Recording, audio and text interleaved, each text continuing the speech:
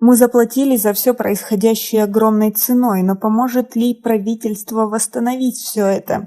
Подписывайтесь на наше обновление и точно будете в курсе всего самого актуального. Разрушенные дома жителей приграничных сел, пострадавших в результате таджикско-кыргызского конфликта, будут восстановлены до 1 ноября текущего года. Такое поручение соответствующим структурам дал президент страны Эмомали Рахмон. Передает пресс-служба главы государства. Будут восстановлены дома жителей сел Черкух, Лакон, Чилгази, Кулкант, Зумрад, Сурх, Варух города Исфары и сел Овчекалача и Хистеварс Бабаджан-Гафуровского района. По президентскому поручению Государственная комиссия правительства республики обеспечит строительными материалами и продуктами питания каждую из семей, дома которых частично или полностью повреждены. А вы верите в то, что они это сделают и так быстро? Свои ответы напишите нам, пожалуйста, в комментарии. Кроме этого, как передает пресс-служба, 300 пострадавшим семьям выделена очередная материальная помощь.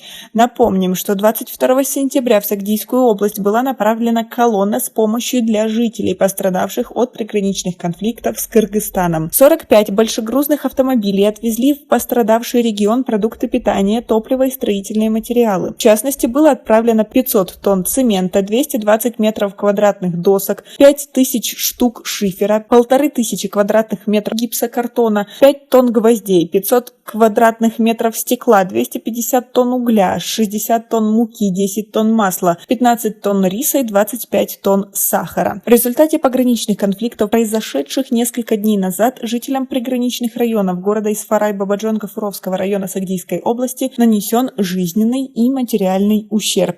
Точные данные по ущербу не озвучены. В принципе, это и не особо удивительно, зная нашу страну. Также стало известно, что Ахмаджон Хасанов, трехлетний житель кишлака Лангар в Исфаринском Черкухе, является по имеющейся на сегодняшний день информации самой малолетней жертвой конфликта на таджикско-кыргызской границе. 16 сентября его родители взяли Ахмаджона и хотели перебраться в более безопасное место, но их машина попала под обстрел, ребенок погиб, а его отец получил множественные ранения. Рисалат Сабирова, бабушка Ахмаджона, тогда выжила, но на ее глазах умер маленький внук. Они попали под обстрел в тот момент, когда поехали вслед за машиной скорой помощи в райцентр.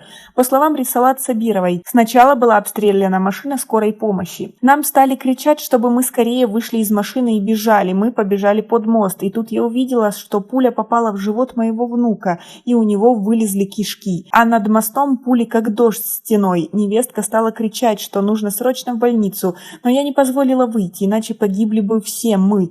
Позже, когда все успокоилось, мы поехали в больницу, но Ахмаджон по дороге умер, рассказала женщина. Акмал Хасанов, отец Ахмаджона, находится в больнице, и, по словам его родственников, он получил 7 пулевых ранений в руки и ноги.